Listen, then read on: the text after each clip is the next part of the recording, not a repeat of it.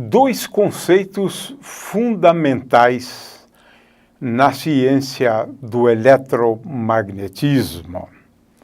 Primeiramente, nós queremos dizer que, num curso do ensino médio, nós não falamos desse conceito de spin, que é importante no eletromagnetismo. Vamos, no entanto, na aula de número 3, né, do tópico 1, discorrer sobre carga elétrica. Esse é o conceito mais importante do eletromagnetismo. Vamos falar, então, um pouco sobre esse conceito. Quando os gregos da antiguidade descobriram que, atritando o âmbar conseguia atrair objetos bem leves, penas de aves, por exemplo, eles estavam descobrindo a carga elétrica. Porque quando um corpo se eletriza, ele adquire um excesso de elétrons ou fica com falta de elétrons. O fato é que um corpo eletrizado, ele adquire cargas elétricas, né? É claro que naquela época não entendiam assim. Viemos a entender isso melhor no século XIX, apenas no século XIX. O fato é que carga elétrica teria sido descoberta, ou nós nos demos conta da carga elétrica cerca de 600 anos antes de Cristo, né? E a carga elétrica em movimento é o que produz essas maravilhas, né? Produção de luz, uma lâmpada elétrica. Cargas elétricas em movimento, ainda que seja um movimento um tanto quanto aleatório, como, por exemplo, os elétrons no metal, né? Elas geram a corrente elétrica. E a corrente elétrica é o que faz a diferença entre o mundo hoje e o mundo de menos de 200 anos atrás. A corrente elétrica, o seu uso, trouxe uma enorme comodidade para nós, os seres humanos, né? De forma que cargas elétricas em movimento é o que faz com que possamos desfrutar de muito conforto nos dias de hoje. Imagine você sem uma geladeira, sem a televisão e sem várias comodidades, né? Um aquecedor, um chuveiro elétrico, a iluminação pública, a iluminação dentro de casa. Carga elétrica que faz a diferença. O spin, a gente não vai falar dele, mas ele, na verdade, é tão importante quase quanto a carga elétrica, porque é um atributo também dos constituintes da matéria. E o ferromagnetismo ocorre por conta deste atributo, né? Muito bem. O fato é que nós dizemos, né, que as interações fundamentais ocorrem por conta de atributos dos constituintes últimos da matéria. A interação gravitacional, por exemplo, o Sol aqui, né, atraindo, por exemplo, a Terra, né, essa força ocorre porque o Sol e a Terra têm um atributo conhecido como massa, né? Portanto, objetos que têm massa, né, como planetas, né, são atraídos em direção ao Sol, né, por conta desse atributo, a massa. Ora, as interações eletromagnéticas, né, elas ocorrem por conta do atributo carga elétrica e também do spin. É assim que se define interação eletromagnética. Claro que o atributo massa nós já conhecemos, sabemos sobre os objetos no universo tem as massas as mais distintas, né? E que a unidade, né, de medida de massa é o quilograma padrão, né? Muito bem. No caso da carga elétrica, nós utilizamos no Sistema Internacional de Medida, né, o coulomb, 1 coulomb, 2 coulombs, 3 coulombs, meio coulomb, é uma unidade de medida de carga elétrica no sistema MKS. É claro que podemos usar também o stat coulomb, mas a gente não vai usar muito isso. Mas o coulomb é definido como o produto de 1 ampere por segundo. Então, se você tem uma corrente de 1 ampere, se você aguardar 1 segundo, aquela corrente transporta uma quantidade de carga que é igual a 1 coulomb. É essa a definição, então, precisa, né? Agora, o que é carga elétrica? Nós não sabemos. Nós não sabemos. Tudo que a gente sabe é que os constituintes últimos da matéria, né, que são as partículas elementares, né, todas elas são dotadas de atributos, todas elas, e algumas delas têm esse atributo, a carga elétrica. Por exemplo, o elétron, né? Os neutrinos não têm carga elétrica, né? Aqui eu tenho uma tabelinha, né, das cargas elétricas, né? Então, existem partículas que têm carga elétrica, aqui a carga é expressa em unidades da carga elétrica do elétron, né? E o fato é que carga elétrica a gente não entende. A gente não entende. Por que o elétron tem a carga que tem? Nós não sabemos. Ou os quarks que depois formam os prótons, né, e nêutrons, nós não sabemos, né? Nós sabemos que, quando medimos, descobrimos um certo valor para a carga elétrica, né? Então, não tem uma teoria para explicar a carga elétrica dos constituintes últimos da matéria, que você poderia pensar como sendo o elétron, o próton e o nêutron, não importa. Esses constituintes, né, o próton e o elétron, têm carga elétrica, são constituintes dos átomos, mas nós não sabemos explicar porque o elétron tem a carga elétrica que tem. Mas a gente sabe medir a carga elétrica do elétron. Nós sabemos que ele tem carga elétrica, né? Uma outra coisa interessante, né, é que as cargas aparecem sempre sob essa forma aqui, né, de um número inteiro, então um múltiplo inteiro, né, de cargas do elétron. Alguns chamam isso aí de quantização da carga elétrica, mas isso não procede, porque o que é quantizado é a matéria, né? É claro que se eu tenho N elétrons, né, na matéria, ela tem uma carga de N vezes E, né? Mas, de qualquer maneira, isso é um aspecto que muitas vezes se chama atenção, né? Carga elétrica é uma quantidade, por outro lado, que você pode sempre somar, né? Aditiva.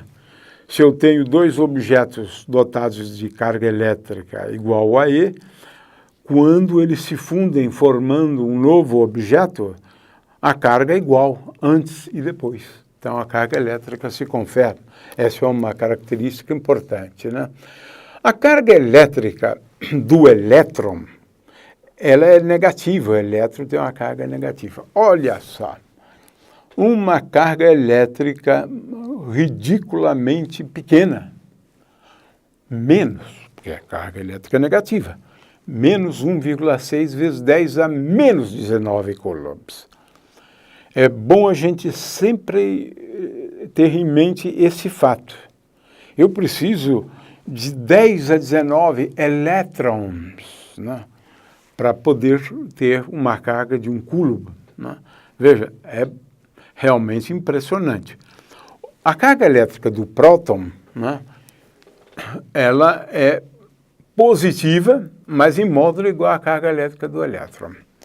A carga elétrica só foi medida numa experiência de Millikan no início do século XX, lá pelos anos 1911, 12, 13, realizou várias experiências, né? E conseguiu medir a carga elétrica do elétron. Foi a primeira vez que medimos a carga elétrica do elétron. Mas nós não sabemos porque o elétron tem essa carga elétrica, né? Quero sempre chamar atenção para isso. Carga elétrica é um atributo. As partículas têm esse atributo, como a massa, como o spin ou outros atributos, né? De forma que esses atributos, eles são passados para os objetos que são por eles formados, né? O fato é que a gente sabe que a carga elétrica, por outro lado, tem uma característica fundamental. Em qualquer processo físico que você puder imaginar, associado a cargas elétricas, você vai encontrar que a soma das cargas antes, né? Então, se eu considerar aqui a soma das cargas antes de qualquer fenômeno, né? Antes é igual à soma das cargas elétricas depois, né? Então, vou chamar isso aqui de J. Soma de J é aqui soma de I até N, né? O fato é que a carga antes de qualquer processo físico é igual à carga depois daquele evento, depois daquele fenômeno. O fato é que essa é outra coisa que aprendemos sobre a carga elétrica. Ela é aditiva e também ela é conservada nos vários processos físicos, né? O fato é que o que a gente quer chamar a atenção, né, é que objetos dotados de carga elétrica, eles exercem forças assim como objetos dotados de carga, né? Dotados de carga. Essa é uma outra propriedade da carga elétrica. Ela exerce forças, né? Um objeto que tem carga elétrica exerce forças sobre outros, assim como é o caso da massa. A massa atrai objetos em direção a ela, se esses objetos forem dotados da carga elétrica.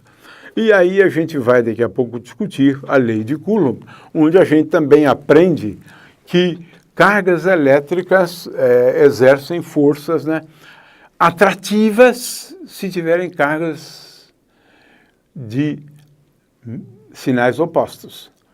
E cargas elétricas de mesmo sinal, quer seja positivo ou negativo, exercem forças repulsivas, né? Se eu tenho, por exemplo, duas cargas de sinal mais.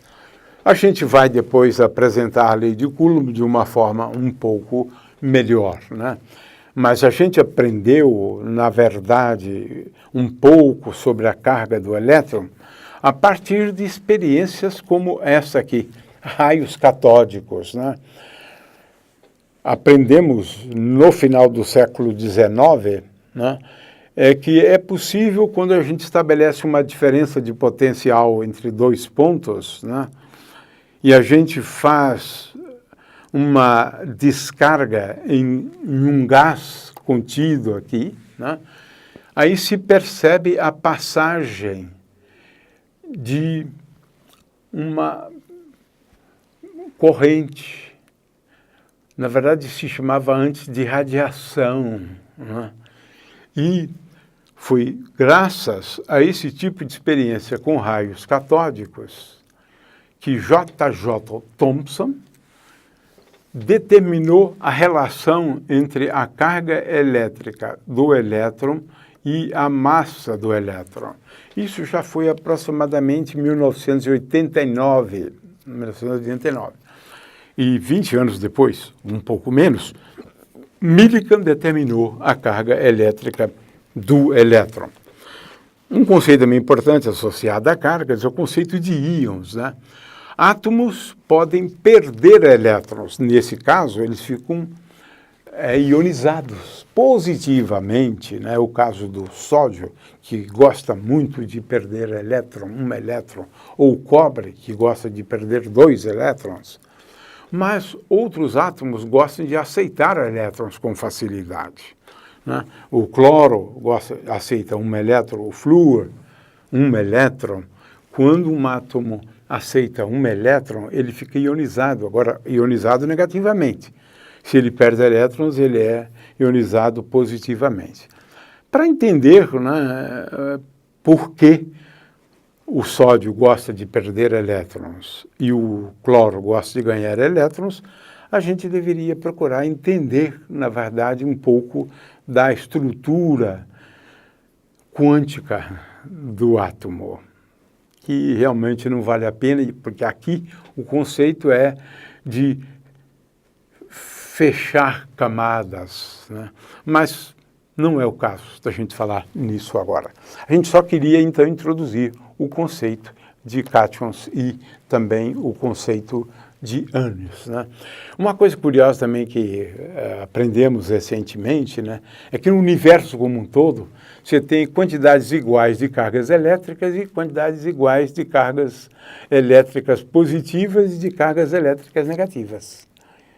Você tem tantas cargas elétricas negativas no universo quanto cargas positivas existem. Por que isso? Não sabemos. A gente, então, diz que o universo é neutro, mas não entendemos a neutralidade do universo. Provavelmente tudo tenha começado lá no início com quantidades iguais, né, de cargas positivas e negativas. Ou seja, é um problema, ou seria um problema de condições iniciais, portanto. O que a gente gostaria apenas de ressaltar é que cargas elétricas são importantes, né, para você se movimentar, para você enxergar, né, para você ouvir, né? Aliás, todo o processo de comunicação celular, né, tem a ver com a existência de cargas positivas fora da membrana, né, que envolve, né, a célula, e cargas negativas no interior das células. Isso aqui é fundamental, né? É que íons se localizam nos 2 lados da membrana plasmática, né? E por conta das cargas elétricas, nós temos as ligações químicas, todas elas, como, por exemplo, moléculas, né, ou estruturas cristalinas, né, com as ligações iônicas, né. O fato é que esse tema é muito bonito, Tivemos aqui apenas uma introdução, né, apenas uma introdução do conceito de cargas elétricas, mas o que eu gostaria de deixar, então, aqui consignado como uma coisa importante é que nós não sabemos o que é carga elétrica, sabemos que os constituintes todos têm carga elétrica, né?